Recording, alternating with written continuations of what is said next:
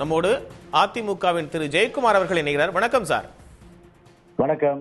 மும்மொழி கொள்கைக்கு கடுமையான எதிர்ப்புகளை தமிழ்நாட்டில் இருக்கு. ஆனா கல்வியை அரசியலாக்க வேண்டாம், மும்மொழி கொள்கை தான் முதுகெலும்பு அப்படின்னு சொல்லியிருக்காரு தர்மேந்திர பிரதான்.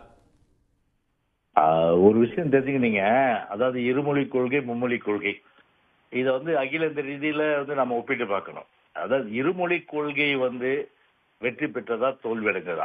இருமொழி கொள்கையை பொறுத்தவரை காலகாலமா தமிழ்நாடு கடைபிடித்து முழுமையான 100% வெற்றி அடைஞ்சது. இதுல யாரும் மறுக்க முடியாது. மும்மொழி கொள்கை வட மாநிலங்கள்ல அமல்படுத்துறாங்க. அந்த மாநிலம் ஒரு கல்வியிலும் சரி பிற வகையிலும் சரி வளர்ச்சி அடைந்தாலும் வளர்ச்சி அடையல. உத்தரப்பிரதேசத்துல நீங்க டிராப் அவுட்ஸ் எடுத்துங்க. பிளஸ் டூ முடிச்சுட்டு டிகிரி போறவங்க, மேற்படிப்பு படிக்கிறவங்க 40% இல்லை. ஆனா ஆதி காலம் தொட்டு தமிழ்நாட்டுல 80% அளவுக்கு இருமொழி கொள்கையை பின்பற்றினவங்க உயர்கல்விக்கு போயிருக்காங்க.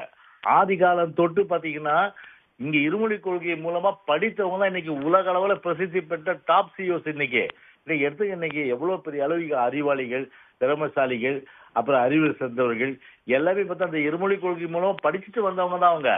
சரி, நான் கேட்கிறேன், CBSE school central government run பண்ணுது, ஏன் தமிழை பயிற்று மொழியை கொண்டு வர வேண்டியதானே? அவ்வளவு ஆர்வம் காட்டுறீங்க நீங்க. சென்ட்ரல் போர்டு ஸ்கூல் எஜுகேஷன் அந்த சிலபஸ்ல தமிழை பயிற்று மொழியை கொண்டு வரதானே? ஆந்திராவில் தெலுங்கு கொண்டு வாங்க சிபிஎஸ்சியில, கேரளாவில் சிபிஎஸ்சியில மலையாளத்தை கொண்டு வாங்க, கர்நாடகாவில் கன்னடத்தை கொண்டு வாங்க. அது உங்களால முடியல.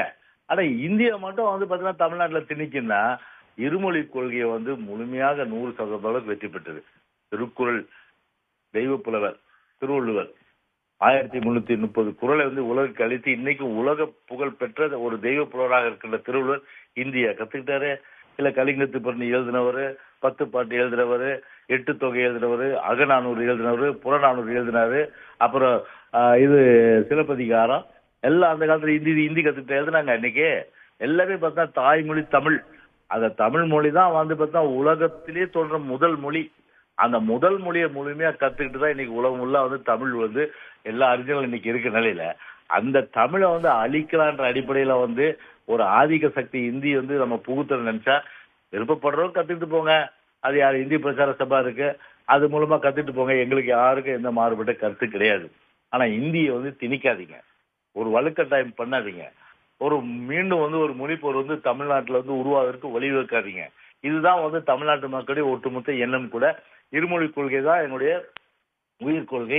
அதுதான் வெற்றியை கடந்த காலத்திலும் சரி, நிகழ்காலத்திலும் சரி, எதிர்காலத்திலே அந்த வெற்றியை தமிழ்நாடு பெரும் 100% அளவுக்கு தமிழர்கள் ஏற்றம் பெறுவதற்கு இருமொழி கொள்கை தான் சிறந்த தீர்வு.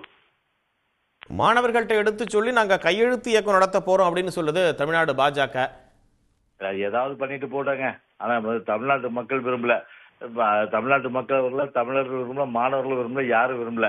விரும்புறவங்க அவங்க இந்திய கத்துக்குன்னு போட்டோம். ஆனா அது திணிக்காதீங்கன்றதான் எங்களோட கருத்து. நன்றி சார், இணைந்து உங்களுடைய கருத்துக்களை பகிர்ந்து கொண்டமைக்காக.